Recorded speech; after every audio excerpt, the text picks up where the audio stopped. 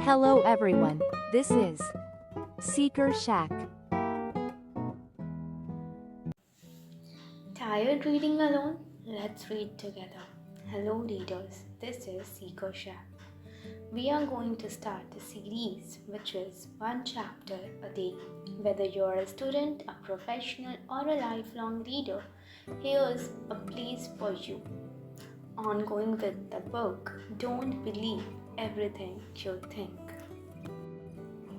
The first chapter is the journey of finding the root cause of suffering. There is an important distinction to make when speaking about suffering. When I mention suffering in this book, I am referring to psychological and emotional suffering. There is a way in which, no matter what happens in your life, you do not have to suffer emotionally and psychologically. I'm not saying that we go through it all in our heads or made up. Terrible and unfortunate events happen to people every single day. What I'm saying is that although we experience a lot of pain in our lives, suffering is optional. In other words, pain is unavoidable. But how we react to the events and circumstances that happen in our lives is up to us, and that will dictate whether we suffer or not.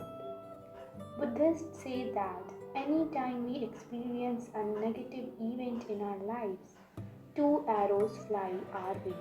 Being physically struck by an arrow is painful. Being struck by a second emotional arrow is even more painful. The Buddha explained, in life, we can't always control the first arrow. However, the second arrow is our reaction to the first. The second arrow is optional.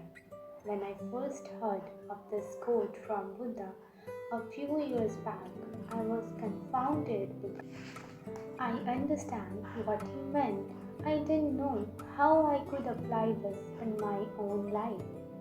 If anyone were given the clear choice of suffering or not suffering, I don't think anyone in their right mind would choose to suffer.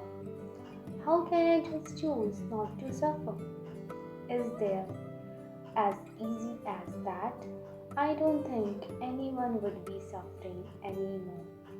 It wasn't until years later when I came across a new understanding of where suffering comes from that I was able to stop it at its source.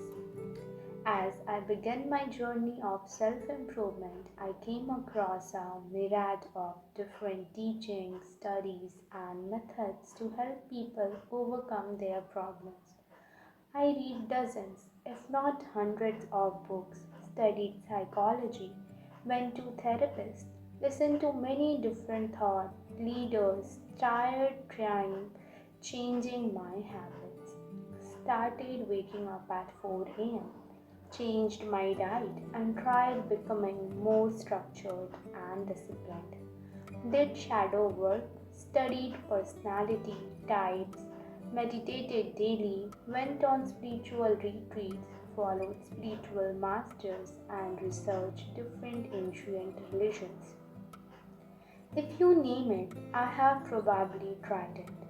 I was desperate to find an answer because I wanted to know how to get rid of suffering in my own life as well as help others to do the same.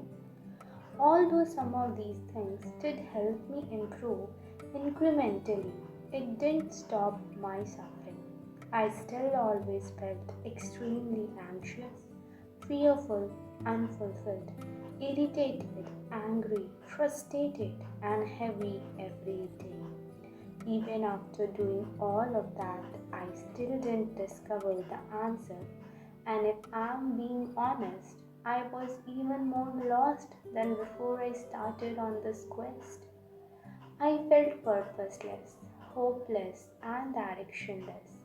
I didn't know what to do anymore, where to look, or whom to talk to.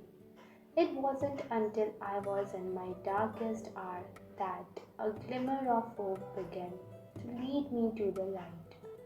All of a sudden, after years of searching, I stumbled upon one of my first mentors who taught me how to become a coach. And he revealed to me the answer of how I can elevate my own suffering.